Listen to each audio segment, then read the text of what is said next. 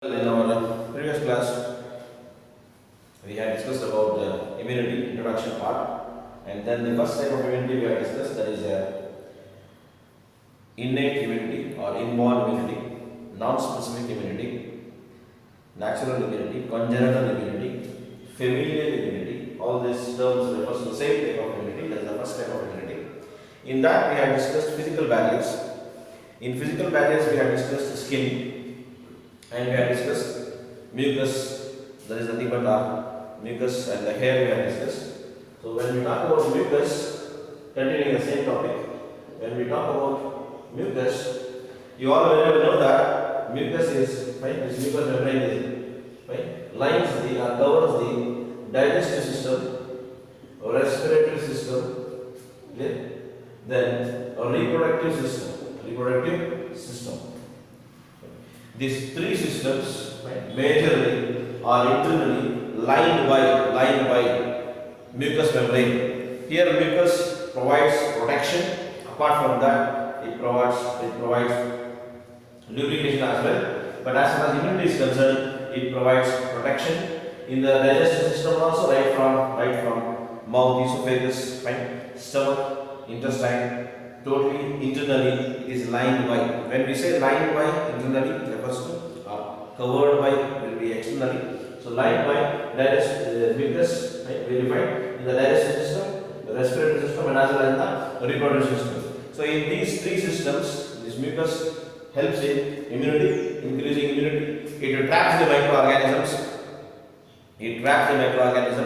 Where the microorganisms will get entangled. They are trapped in that. They are entangled in that, so that they cannot perform their normal function. They cannot show their pathogenicity. So such a case as far as mucus is concerned. So when we are talking about nose, in the first line of body defense, right, we have discussed skin, nose. We have already discussed, right. Nose also consists of mucous glands, and nose also has a fine network of hair. So these two, mucous glands secrete mucus. You already know that mucus helps in trapping the microorganisms, where microorganisms get entangled there, right? They are trapped inside. And this hair also helps in this oily nature of the hair, also helps in the thick presence of hair. This network of hair prevents the entry of dust particles, bacterial cells, right, or fungal spores. So they trap, so they help in first line of body defense. Similarly, when we talk about mouth, right, in the mouth, you all know that there are salivary glands. We have discussed salivary glands in detail in your first year physiology, digestive system chapter. There are three types of salivary glands. There is agreed around 1 to 1.5 liter of saliva per day in a normal adult healthy human being. There we are told about the digestive part of the saliva. Now, in this salivary gland secretes saliva. This saliva also consists of an enzyme, which you already know. That enzyme is known as lysozyme. What enzyme? Lysozyme. This lysozyme is an enzyme, right, which kills the microorganisms. Why? Because lyso refers to lysis or breaking, but breakdown, dissolving it, rupturing, damaging the cell wall. And zyme refers to enzyme. It is also known as cellulytic enzyme because it breaks the cell wall of the bacteria. It ruptures the cell wall of the bacteria. It breaks the cell wall of the bacteria. Cellulytic enzyme. Hence, lysozyme is also present in the saliva. Saliva consists of other digestive enzymes. You all know that. Clear? That we call the salivary amylase, that helps in digestive system, are also known as tannin. But here we are concentrating more on the immunity part of the saliva. The saliva also contains an enzyme known as lysozyme. This lysozyme kills the bacteria. Since bacteria are the most major part of the pathogens, and more number of microorganisms comes under the group of bacteria. Gram-negative bacteria are pathogenic. I have already told you about those points, right? So these pathogenic bacteria, harmful bacteria, disease-causing bacteria, all these bacteria will be killed by lysozyme in the mouth. Whenever we respire, the air enters into mouth. Through that, in that air, there will be millions of microorganisms when we drink water or other drinks which are good for health, that also contains microorganisms. Food what we eat also harbors millions of microorganisms. When we are mixing with the saliva, when we are chewing, when mastication takes place, when food is converted to bolus. So when the food is mixed with the saliva, so in the saliva, this enzyme kills all those bacteria, all those microorganisms, thereby preventing the diseases to the body. So this is in case of mouth. Following that, we will talk about stomach also when we talk about the cellular barrier. We will talk about that. So in the mouth. Then going ahead with the eyes. In the eyes, we have lacrimal glands. What glands? Lacrimal glands. Moreover, these glands are very sensitive also. Very sensitive glands. Any injury occurs to the body, occurs to the eye, it produces, it secretes secretion. Those secretions is what we call as tears. Right? Tears. Happiness also, people secrete tears. Sadness also, people secrete tears. Tragedy, comedy, in both cases, tears comes. Pain to the body, tears are produced. Anything falls in the eyes, tears are produced. Most sensitive glands of the body, one of the sensitive glands of the body, lacrimal glands. What the secretion of lacrimal glands is what we call tears. Basically, all these what we are talking, mouth, nose, eyes, they will be always, most of the time, they will be always moist. This moist nature also traps the microorganisms. Right? Lacrimal glands also contains same enzyme, that is lysozyme. The microorganisms that enter into the eye or through our hand operation when we touch eyes, or anything falls into the eye, or any insects fall into the eye, immediately more amount of tears are produced, secreted by lacrimal glands in the form of tears. Right? Salty in nature, also slightly acidic as far as the pH is concerned. The pH also kills the microorganisms. That salty nature also prevents the microorganisms. And the enzyme is present in the tears also again, lysozyme, that kills the bacteria. So eyes are protected, right, with the help of lacrimal glands, in the mouth, salivary glands, in the nose, mucus glands. Similarly, when we come to ears, when we talk about ears, you all know that all these are the sense organs. First, in the last class, we have discussed about skin also. Skin, right? Nose, mouth, or in the mouth, what we call tongue, and then eyes and ears, they are all sense organs. Moreover, try to understand nose, mouth, eyes, and ears. These are the organs which are very close to brain, which are very close to the nervous system. So, through these systems, through these openings, or through these organs, many microbes can enter into brain, nervous system.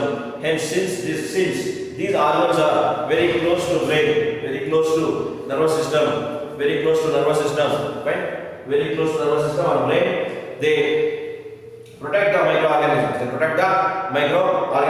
In the ears, we have ceruminous glands. In the ears, we have ceruminous glands. These ceruminous glands produces cerumen. What it produces? Cerumen. The cerumen, what we call as wax, what we normally call as wax. Cerumen. This cerumen, right, will be colorless but when the dust is mixed with this, dust particles, other particles, when mixed with this, it will turn to brown color or dark brown color. Whenever you clear your ears, regularly you are supposed to clear your ears.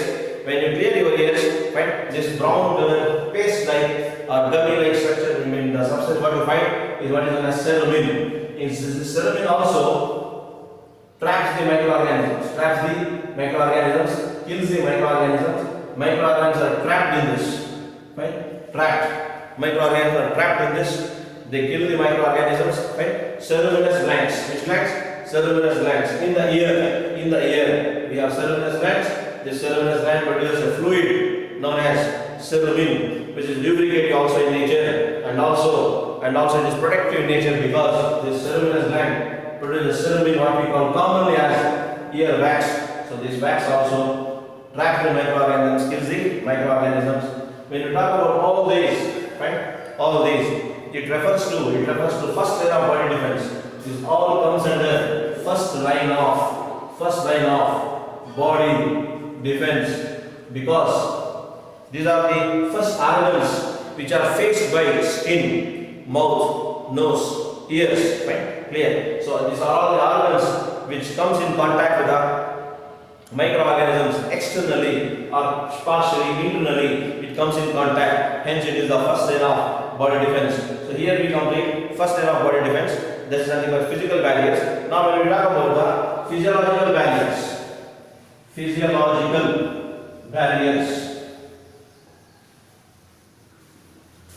the physiological barriers includes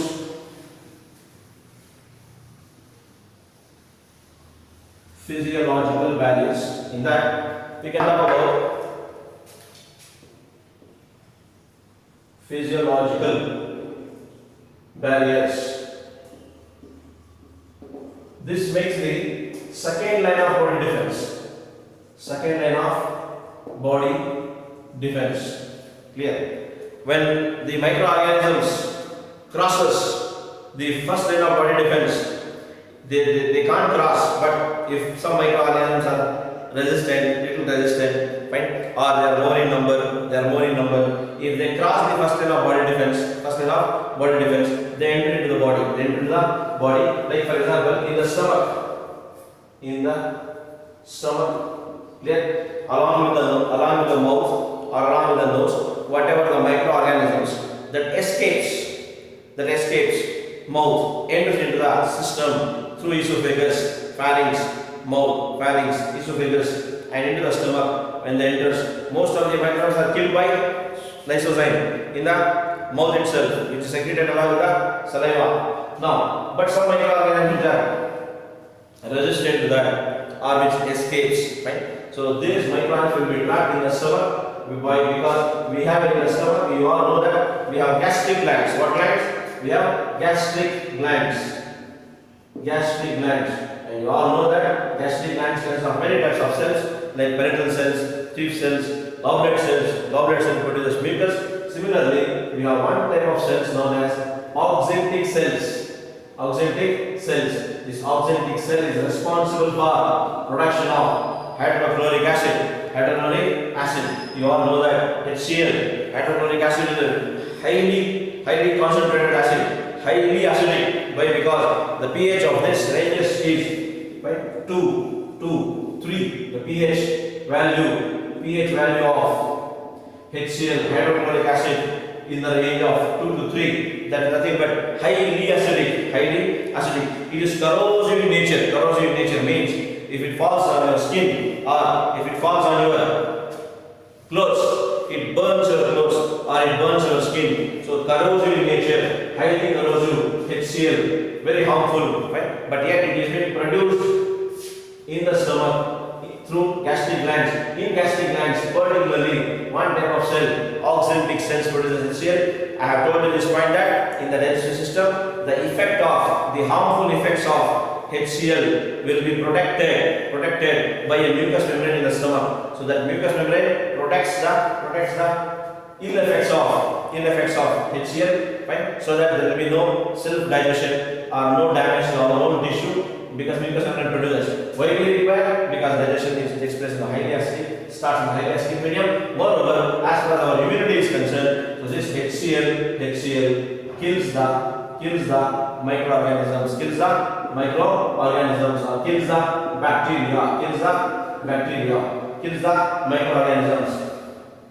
So these microorganisms, this bacteria which enters through mouth into the stomach will be killed by HCl, right? Even this HCl will kill many fungal spores, right? And other pathogens, allergens, all those things in the stomach that forms second line of body defense. Why? Because it enters into the stomach. It comes under physiological, right? One more point we can add over here in the physiological, right? That is the human milk. This human milk, right, secreted by mammary glands, has Neuraminic acid. This neuraminic acid also acidic in nature. It also kills the bacteria. It also kills many organisms. And also there is a protein known as lactiferrin. Lactiferrin. This protein also suppresses the growth of microorganisms when a child, right, clear, drinks mother's milk or human milk. So this neuraminic acid kills the microorganisms in the stomach. Also lactiferrin is a protein present in the milk. Casein also present in the milk. I have told you the point earlier. So lactiferrin also prevents, suppresses the growth and multiplication of microorganisms, whereas neuraminic acid present in the human milk also kills the microorganisms. And also when we talk the next topic, that is the specific immunity, there we have talked about antibodies. At that time in detail we will talk about antibody. Now since this human milk has come, along with human milk, you know, colostrum, the first milk that is being produced immediately after the birth for about 2 to 3 days or 1 to 2 days, right? Such a thick, concentrated, special milk which is produced in the early days, right, is what is known as colostrum. This colostrum is rich in immunoglobulin A, right? And also human milk consists of immunoglobulin A or antibody A. When we talk about antibodies, specific immunity we talk, but remember that human milk consists of one type of antibody. There are 5 types we will discuss in the next classes. So one type of antibody, that is known as antibody A or immunoglobulin A, is found present in human milk also. It is very highly present in colostrum. It also protects the body, right, by killing the antigens. We will talk what is antigen, foreign particle, antibodies produced by the body cells in detail with definitions. We will talk in the next class. So this is the physiological barriers. I hope it's clear. One is stomach, gastric glands, remember, pin specific oxygen cells that produce HCl. HCl is highly acidic, concentrated. Since its pH is 2 to 3, it kills the bacteria and many other microorganisms, pathogens. Similarly, human milk, which consists of neuraminic acid, also kills the microorganisms.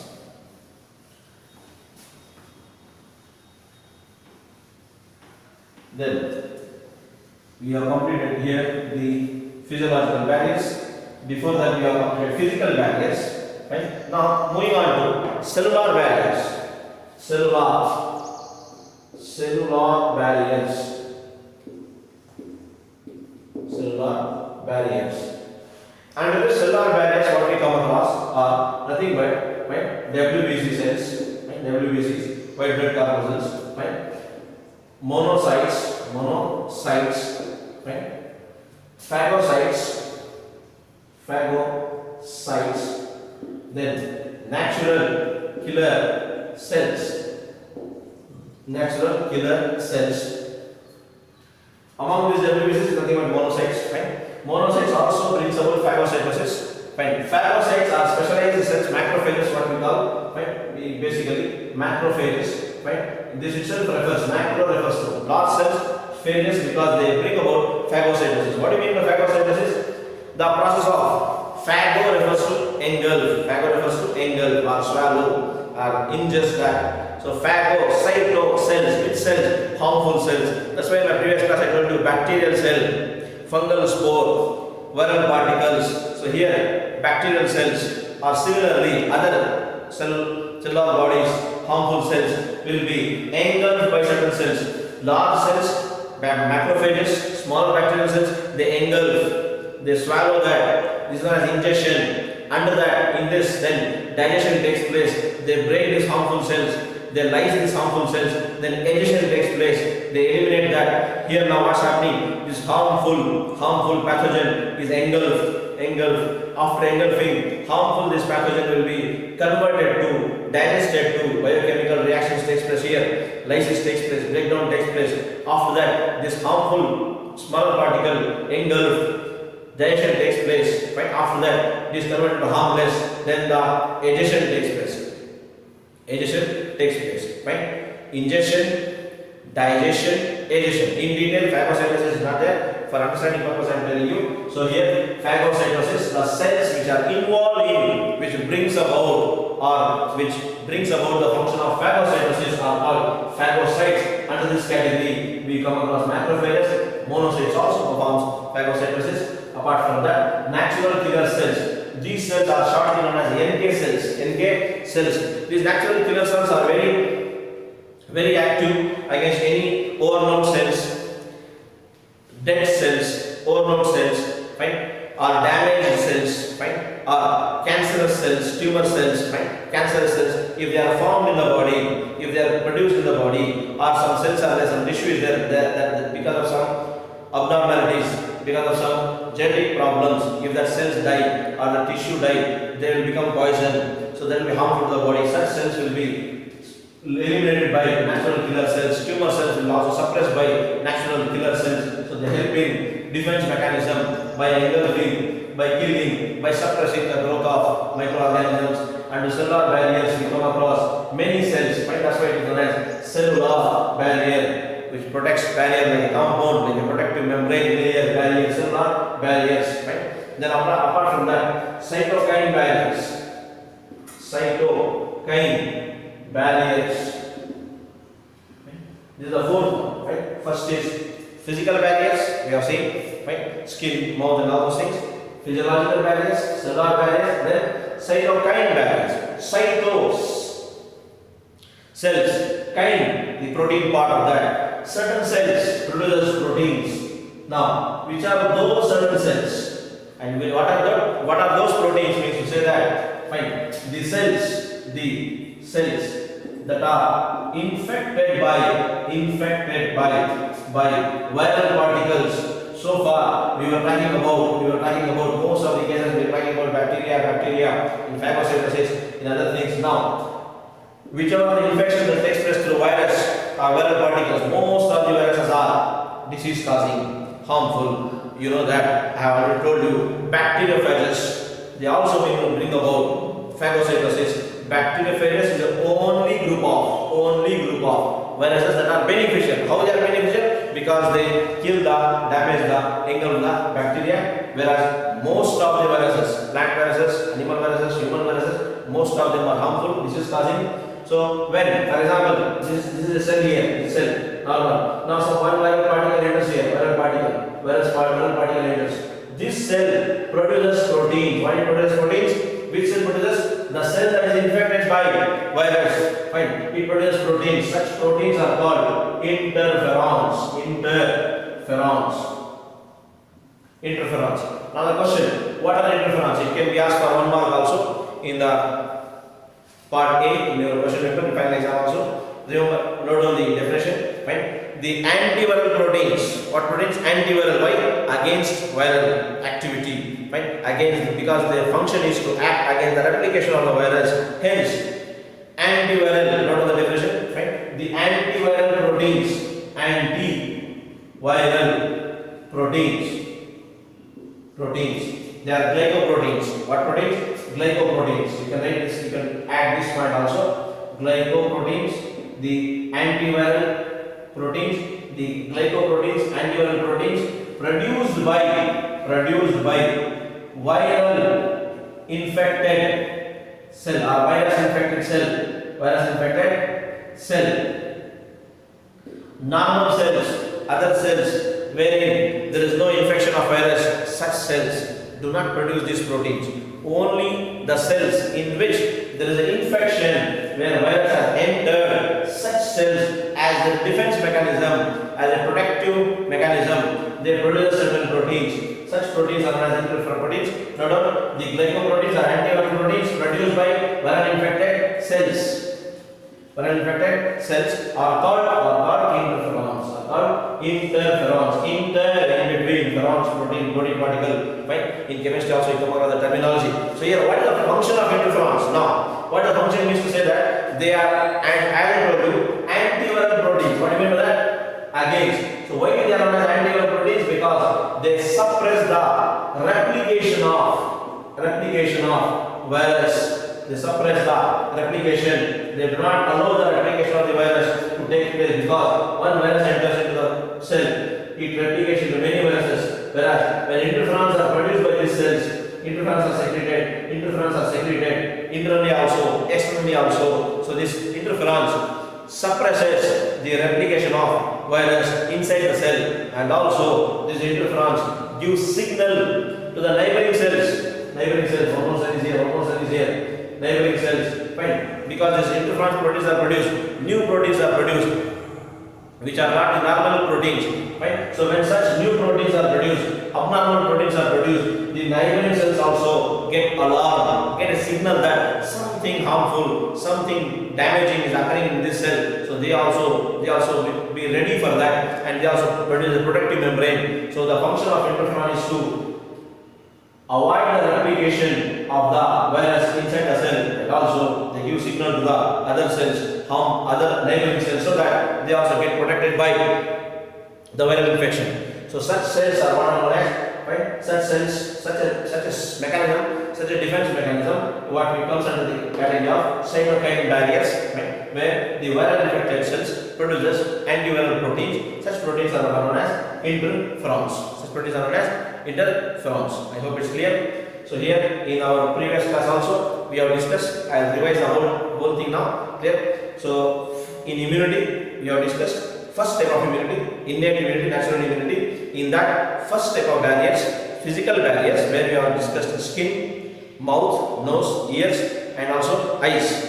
Right? In the skin we have seen sudoriferous glands, which produces sebum, sweat glands that produces sweat, and salty in nature that kills the microorganisms, prevents the entry of microorganisms. In the mouth, salivary glands produce saliva as lysozyme that kills bacteria. In the ears, lacrimal glands that also has lysozyme that kills the bacteria. In the nose, mucus glands along with the fine network of hair that prevents the entry of microorganisms. In the ears, right? Ceruminous glands that produce wax or cerumen that prevents the entry of microorganisms. Then in physiological barriers, right? We have seen human tears, right? And also the HCl produced in the stomach. Then in cellular barriers, phagocytosis brought about by monocytes, phagocytosis or phagocytes, macrophages, natural killer cells. Similarly, cytokine barriers. So now we have seen interferons. You have to remember. So these interferons are of three types. One is alpha, beta, and gamma interferons. Three types of interferons, and these interferons helps in the treatment of cancer, treatment of partial treatment of AIDS, because an anti-replicating proteins, the cancers which are caused by oncogenes or oncoviruses. The viruses which causes cancer, onco refers to the cancer. In same chapter we have talked about cancer in detail.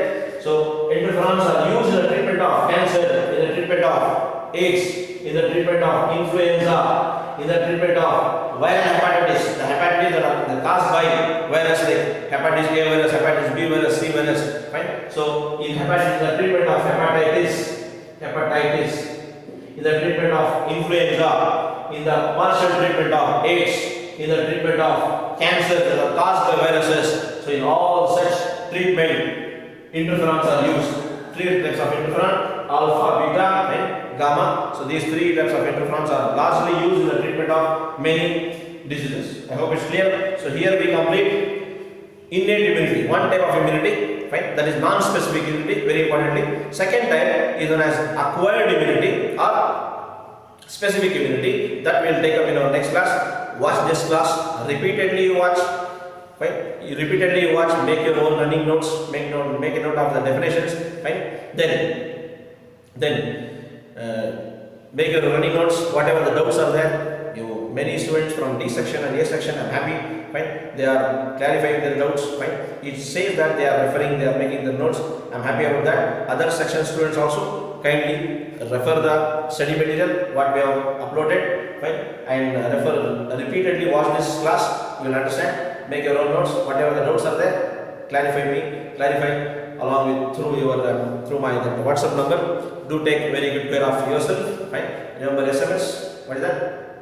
Sanitizers, masks, and your social distancing. Keep studying. God bless you. Good luck. Take care.